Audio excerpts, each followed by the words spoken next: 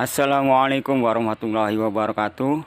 Halo rekan-rekan peternak, kembali lagi kita di channel Peternak Pemula. Nah, kali ini saya akan membahas tentang pertanyaan yang ditanyakan rekan-rekan peternak di video sebelumnya, yaitu pertanyaan yang pertama, bisakah telur yang diirami itu bisa 100% menetas semua? Dan yang kedua, bagaimana caranya agar indukan entok bisa menetaskan telurnya 100%, dalam arti kata menetas semua. Nah, pertanyaan ini saya akan jawab secara satu persatu bagaimana prosesnya. Nah, sebelum lanjut ke pembahasannya, yang baru gabung silakan subscribe terlebih dahulu dan jangan lupa nyalakan loncengnya agar rekan yang baru gabung bisa mendapatkan notifikasi atau info terbaru dari channel Peternak Pemula.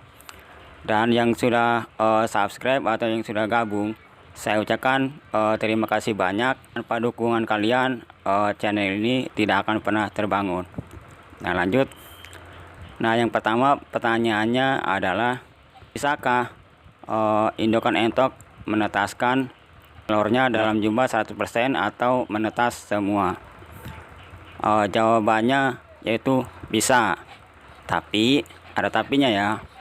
Tidak semua indukan entok itu bisa menetaskan telurnya dalam jumlah 100% atau dalam artian sempurna menetas semua.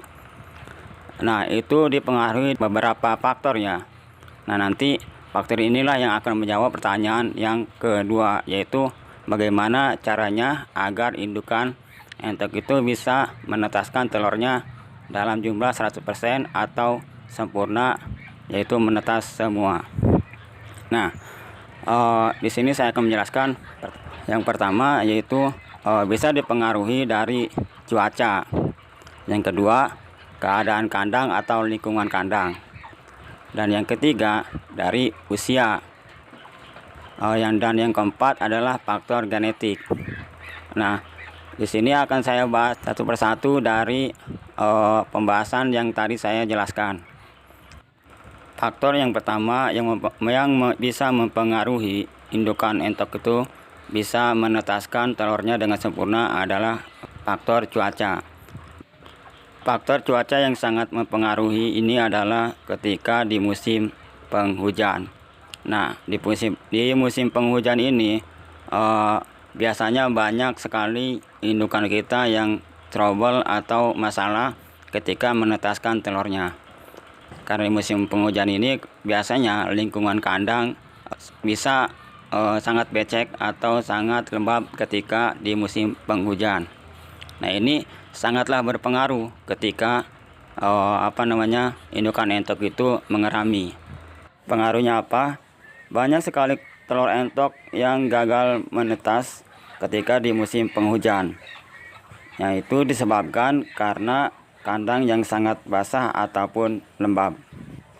Nah, bagaimana solusinya agar telur entok yang dirami bisa menetas semua atau sempurna? Tentunya rekan-rekan harus memastikan keadaan kandang yang tetap kering walaupun di musim penghujan. Karena kandang yang kering akan sangat bagus buat indukan mengerami telurnya. Karena kandang yang basah atau kering itu akan menentukan hasil dari tetesan indukan entok itu tersebut. Faktor selanjutnya adalah musim panas. Di musim panas ini kita tidak terlalu khawatir dengan hasil tetesan indukan entok, karena sudah dipastikan kandang akan sangat kering ketika di musim panas. Tentunya akan menghasilkan tetesan yang bagus ketika indukan sedang mengerami telurnya. Walaupun tidak menjamin telurnya akan menetas 100% atau menetas semua, tapi setidaknya bisa memberikan hasil yang mendekati sempurna. Faktor yang kedua sebenarnya sebagian sudah dibahas di pembahasan yang pertama, yaitu tentang keadaan kandang yang basah ketika di musim hujan ataupun tentang keadaan kandang yang kering di musim panas. Di sini Saya akan menambahkan saja, yaitu pastikan petarangan atau sarang entok tidak dilalui banyak orang atau diganggu oleh pejantannya. Karena biasanya ketika indukan entok yang sedang mengerami telurnya akan stres ketika banyak orang yang berlalu lalang lewat di depan petarangannya. Bahkan kadang sang pejantan pun bisa saja mengganggu indukan yang sedang mengerami telurnya karena indukan betina yang terbatas ataupun kurang pasangannya. Solusinya adalah pastikan pasangannya lebih dari 3 atau 4 ekor agar pejantan yang ingin kawin tidak mengganggu indukan yang sedang mengerami telurnya.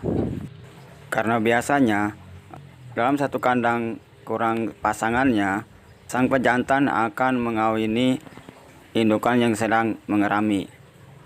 Makanya sang pejantan selalu mengganggu indukan yang sedang mengerami untuk melampiaskan birahinya.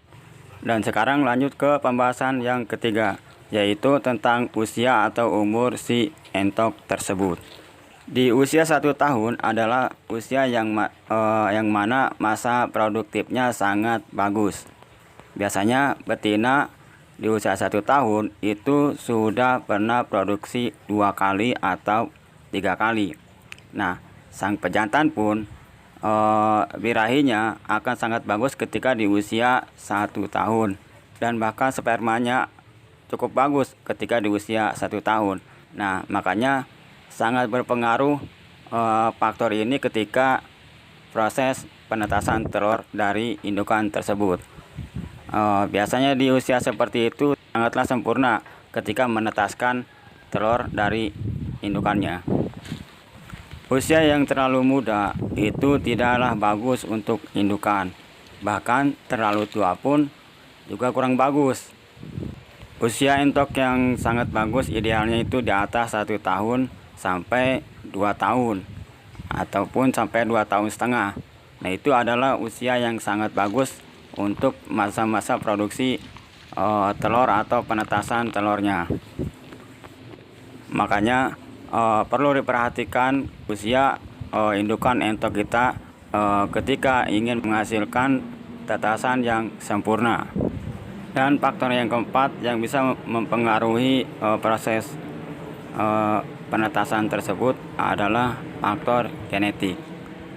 Nah, sebelum lanjut ke pembahasan yang keempat, saya ingatkan kembali yang belum subscribe dan yang baru gabung, silakan subscribe terlebih dahulu. Dan jangan lupa nyalakan loncengnya agar rekan-rekan peternak pemula tidak ketinggalan info terbaru dari channel Peternak Pemula. Nah, sekarang lanjut, yaitu pembahasan yang keempat, faktor genetik. Faktor genetik ini adalah sangat berpengaruh ketika 3 proses yang tadi sudah disempurnakan, yaitu faktor cuaca, faktor keadaan kandang, dan faktor usia. Nah, ketika 3 faktor tadi sudah disempurnakan, tapi belum menghasilkan hasil tetasan yang sempurna atau mencapai 100%, belum tercapai juga, itu biasanya dipengaruhi oleh faktor genetik. Nah, faktor genetik ini biasanya dari nenek moyang sebelumnya. Faktor genetik ini sangat susah untuk diperbaiki. Maka solusinya adalah ganti indukan atau kita potong indukan yang kurang bagus. Karena genetik dari semua entok itu berbeda-beda ya. Ada yang mempengaruhi genetiknya dari pertumbuhan tubuhnya yang besar. Ada juga faktor genetik yang mempengaruhi proses telurnya yang banyak, tapi tidak menghasilkan tetasan yang sempurna. Dan ada juga yang mempengaruhi telurnya sedikit tapi menetas sempurna. Nah, indukan yang bagus itulah seharusnya bisa kita seleksi untuk materi kandang kita. Nah, rekan-rekan bisa dipahami ya. Makanya kenapa kita harus pintar-pintar seleksi indukan untuk materi kandang kita. Lalu, indukan yang seperti apa yang bagus untuk materi kandang kita? Nah, mungkin rekan-rekan sudah tahu lah materi indukan seperti apa yang bagus untuk indukan kita. Nah, salah satunya adalah proses sempurnanya menetaskan telur entok itu tersendiri, proses pertumbuhan yang sangat cepat, dan lain-lain. Nah, itulah dia rekan-rekan salah satu faktor genetik yang bisa mempengaruhi bisa sempurnanya menetaskan telur entok itu tersendiri. Nah, mungkin cukup sampai di sini pembahasan video kali ini. Semoga bermanfaat. Jangan lupa yang baru gabung silakan subscribe, like, dan jika bermanfaat silakan share ke teman-teman kalian. Nah, saya akhiri. Assalamualaikum warahmatullahi wabarakatuh.